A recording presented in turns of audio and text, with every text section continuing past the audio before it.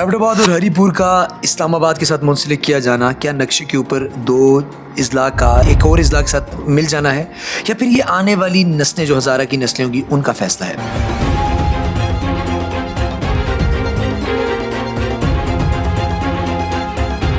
अस्सलाम वालेकुम तमाम देखने वालों को, मैं हूं सामा जदून। हाल ही में आपने देखा होगा कि मोहसिन नकवी साहब का एक बयान आता है, एक प्रेस कॉन्फ्रेंस करते हैं जिसमें वो बोलते हैं कि पाकिस्तान बहुत ज़्यादा डिफ़ॉल्ट कर रहा है और इसका हल उन्हें यही नज़र आता है कि इसको छोटी छोटी स्टेट्स में बांटा जाए। अब उसमें मुख्तलिफ सूबों की आवाज़ उठती है और एक जो प्रपोजल नज़र आता है हज़ारा के हवाले से कि ज़िला एबटाबाद और ज़िला हरीपुर को उठा के इस्लामाबाद के साथ लगाया जाएगा, कैपिटल के साथ। इससे क्या फ़ायदा होगा? सुबह हज़ारा अगर इलाका से बन जाता है उसका क्या फ़ायदा, क्या नुकसान होगा? आज की वीडियो में इस पर बात करें। आप लोग भी कमेंट में बताइएगा कि आपकी क्या ख्वाहिश है कि क्या होना चाहिए। सबसे पहले बात करेंगे, अगर ज़िला एबटाबाद और ज़िला हरीपुर को उठा के इस्लामाबाद के साथ जोड़ दिया जाता है उसके क्या फ़ायदे और क्या नुकसान हैं। नंबर 1 ऑन द लिस्ट, वफाकी मरकज़ से आप जब करीब हो जाएंगे तो आपकी बहुत सी चीज़ें आसान हो जाएगी। जिस तरह आप बहुत से कामों के लिए आप पेशावर जा रहे थे, आपका क्योंकि कैपिटल प्रोविंस का वो है, तो अब आपको इस्लामाबाद जाना पड़ेगा जो कि ज़रा सा आपसे कुर्बत रखता है। तो उसके बाद आपका लैंग्वेज बैरियर ख़त्म हो रहा है, जो हज़ारे वाल अपने आप को कहलवाते हैं और इनको ज़ुबान क्लेम करें कि हमारा वो लैंग्वेज बैरियर होगा। चले एक लम्हे के लिए मान लिया आपका वो भी ख़त्म हो गया। दूसरा बात यह, वफाक के जब आप करीब होंगे तो आपके जो कुछ मसले वफाक के होते हैं वो भी वहाँ पे कलेक्टिवली सुलझा दिए जाएंगे, ट्रांसपेरेंसी भी नहीं।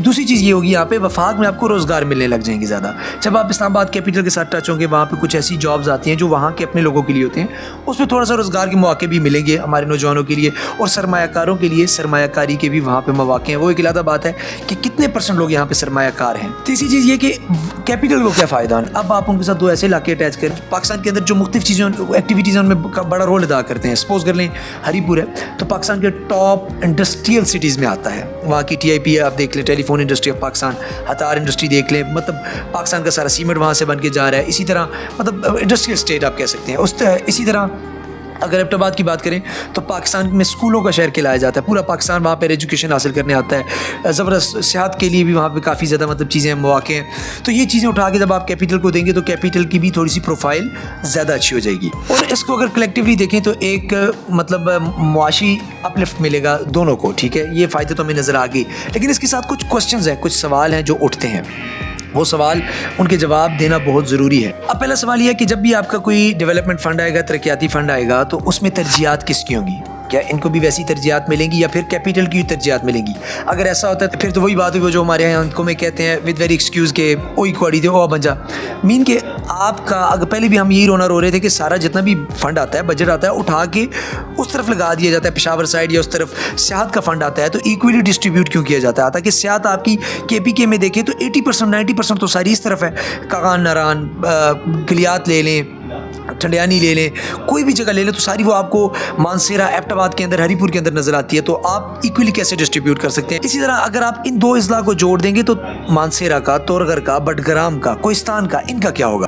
एक और सवाल ये उठता है कि क्या जो कैपिटल में बैठे लोग हैं वो यहाँ के लोगों को कमांड करने देंगे? पहली बात तो मेरा मानना यह कि हमारे लोग इतने कैपेबल ही नहीं है। मैं तो अपने जो हुक्मरान है हमारे एबटाबाद या हरीपुर या मानसेरा के, इनको इस काबिल ही नहीं समझता कि ये कमांड कर सकें, ये कमांड करने के काबिल भी हो। लास्ट में जो सबसे इंपॉर्टेंट सवाल है कि आपकी पहचान, आपकी शनाख्त का क्या, ठीक है, वो किस तरफ जाएगी?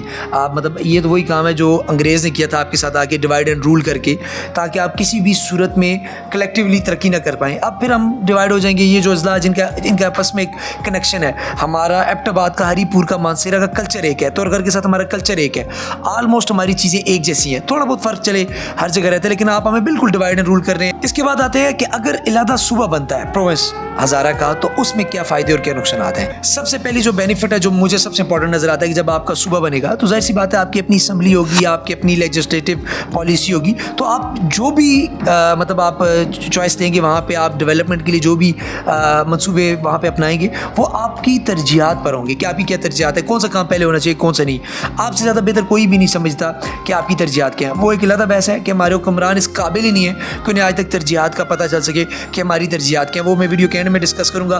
पहले भी मैं 12 मरतबा ये डिस्कस कर चुका हूँ कि हम सूबा हज़ारा की डिमांड सिर्फ इसीलिए करते हैं कि इलेक्शन जीत पाए और यहाँ की आवाम को दूसरों से अलग करके वो एक होता है कौम की बिना पे ज़ुबान की बिना पे इस पे मतलब वो एक आवाज़ लगा के एक नारा लगा के लोगों को मुश्तिल करना, लेकिन कभी भी इनकी ज़रूरियात, इनकी मुश्किलात, इनके मसाइल के हवाले से सूबे की बात नहीं की गई। दूसरा फ़ायदा सूबे का ये होगा कि हमारी सियाहत यकजा रहेगी। सियाहत यकजा मतलब टूरिज़म जो होगा वो एक जगह रहेगा। उसका मकसद ये है कि अगर हमें डिवाइड कर दिया जाता है तो एबटाबाद के टूरिस्ट स्पॉट अलहदा हो जाएंगे, मानसरा के अलहदा हो जाएंगे, कहाँ हम कलेक्टिवली तरक्की करेंगे। हमारे साथ पहले भी एक बार गेम खेली गई, जो मरी का बेल्ट था वो सूबा हज़ारा के साथ बनता था, मतलब कि वो एबटाबाद के रीजन का हिस्सा बनना चाहिए था। उसको उठा के इन्होंने कैपिटल के साथ अटैच कर दिया, सिर्फ किस लिए कि कैपिटल में जो बड़े बड़े अमीर लोग बैठे हैं, जो मतलब पाकिस्तान के टाइकून्स बैठे हैं, उनके मतलब उनकी अयाशी का एक अड्डा होना चाहिए, उनको वहाँ पे मज़े लेने चाहिए। तो उसके लिए उसको मरी को उठा के वहाँ पर अटैच कर दिया गया। चले वो जो हो गया, अब दोबारा से वही चीज़ रिपीट की जा रही है।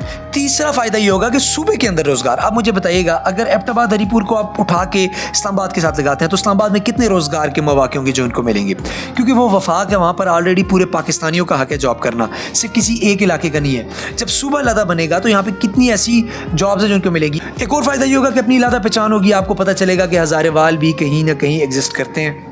मेरे ख्याल से हमारा कल्चर बहुत सी चीज़ों से डिफरेंट है, तो हमें लोगों को ये दिखाना है कि हमारी पहचान बिल्कुल अलहदा है सबसे। अब यहाँ पे भी कुछ सवाल उठते हैं कि सूबा अलहदा बनेगा तो क्या होगा। मुझे बताइएगा, जब आपका सूबा अलहदा हो गया तो आपकी लेजिस्लेटिव असेंबली कौन बनाएगा? हमारे हुक्मरान, ये अनपढ़, ये जाहिल, ये गवार जो सारी उम्र नारे मारते रहे सूबा हज़ारा कि उनको पता ही नहीं अभी वो सत्तू पी के सोए हुए कि हो गया रहे। इन हुक्मरानों के होते हुए हम कैसे तरक्की करेंगे? मैं आपको एक बार फिर से लिख के देता हूँ, यही हुक्मरान थे जो पिछले 20 साल से आपको कह रहे हैं कि बस भाई कल बनाते हैं सुबह, परसों बनाते हैं सुबह, आज तक वो बना नहीं पाए। इसी at the end of the day हमें देखना पड़ेगा अपने हुक्मरानों को। अभी फिलहाल हम ये कहेंगे, आप भी मेरे साथ कमेंट बॉक्स में कहेंगे कि आप बिल्कुल ठीक कह रहे हो, ये हुक्मरान इस काबिल ही नहीं है, लेकिन जब इलेक्शन आएंगे तो आपने फिर इनको वोट डालना है। हमारे जो अमी सहाफ़ी हैं वो इनके आगे ऐसे नाचेंगे जैसे सांप नाचते हैं बीन के ऊपर।